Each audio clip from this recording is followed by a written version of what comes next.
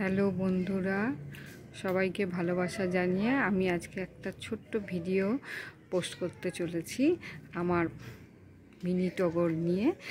এই মিনি টগর নিয়ে আমার একটু গল্প আছে যে এই মিনি টগর না আমার খুব ভালো লাগতো। তো আমি অফিস যাওয়ার পথে আমি দেখতে পেতাম এই গাছগুলো রাস্তায় না সারি সারি দিয়ে একদম রয়েছে। তো আমারও ইচ্ছা হলো যে আমার বাড়িতে তো বেশ একটুখানি জায়গা আছে, ওখানটার মধ্যে যদি আমি এরকমভাবে মিনি টগরটা লাগাতে পারি।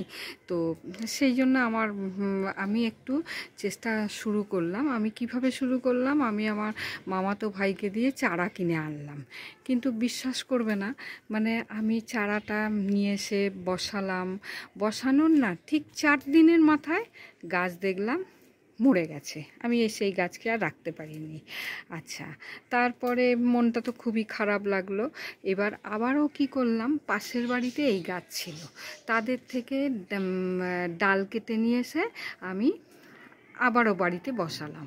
ওমা সেই একই গল্প, মানে 4 দিন গেল না, গাছ মরে গেল। যতবার বসাই ওরকম 4 দিন যায় না, গাছ মরে যায়। তখন আমি তো ভীষণভাবে আপসেট হয়ে গেলাম যে কিভাবে এই গাছকে আমি এই বাড়িতে বসিয়ে বড় করতে পারি। তখন আমার মাথায় হঠাৎ করতে একটা বুদ্ধি খেলে গেল যে দেখি তো একটুখানি ইউটিউবে এই গাছ সম্পর্কে কি বলা আছে বলে আমি ইউটিউব ঘাঁটলাম। ব্যাস, ভগবান আমাকে সাহায্য করলো। ইউটিউব থেকে আমি ওই প্রসেসটা জানলাম। আমি কি করলাম, পাশের বাড়িতে আবার ছুটে গেলাম, গিয়ে তাদের বাড়ি থেকে ডাল কেটে আনলাম।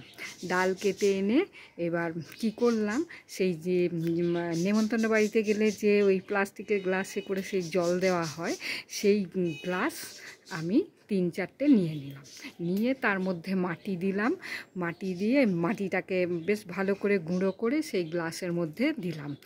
দেওয়ার পরে এবার ওই মাটিটাকে একটুখানি বেশ ভিজিয়ে নিলাম।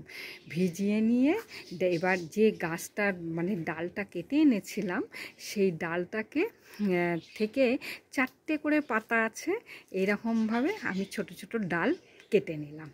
নিয়ে এবার সেই কীরকমভাবে কাটলাম, কাটার মধ্যেও একটুখানি মানে বিশেষত্ব আছে, মানে একটু আড়েভাবে ব্লেড দিয়ে কেটে নিতে হবে। তো ওরমভাবে আড়েভাবে ব্লেড দিয়ে কেটে নিয়ে ওই গ্লাসের মধ্যে যে ভিজে মানে অল্প অল্প ভিজে মাটি, সেই ভিজে মাটির মধ্যে মানে খুব শৌখিনভাবে আর কি ডালগুলো আমি বসিয়ে দিলাম।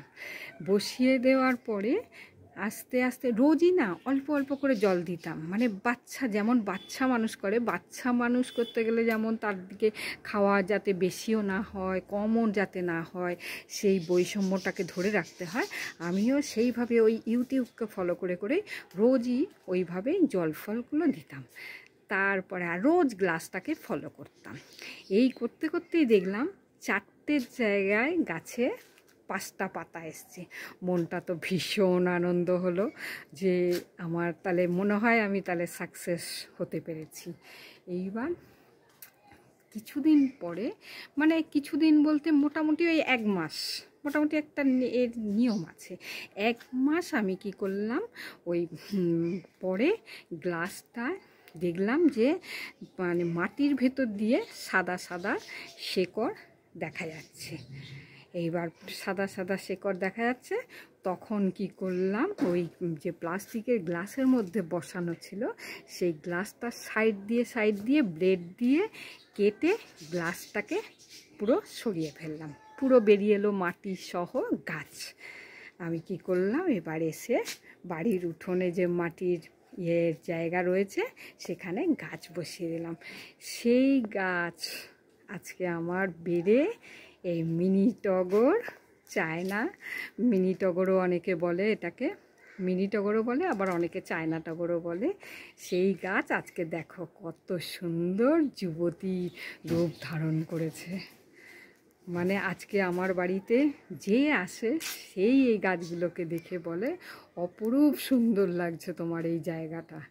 এই গাছ আমি আমার নিজের হাতে বসিয়ে আজকে আমি এই রূপ দিতে পেরেছি।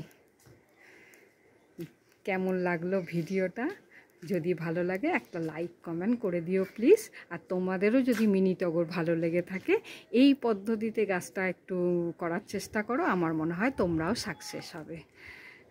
আসি বন্ধুরা, আজকের মতো আমি আমার এই ভিডিওটা শেষ করলাম আমি এখানেই।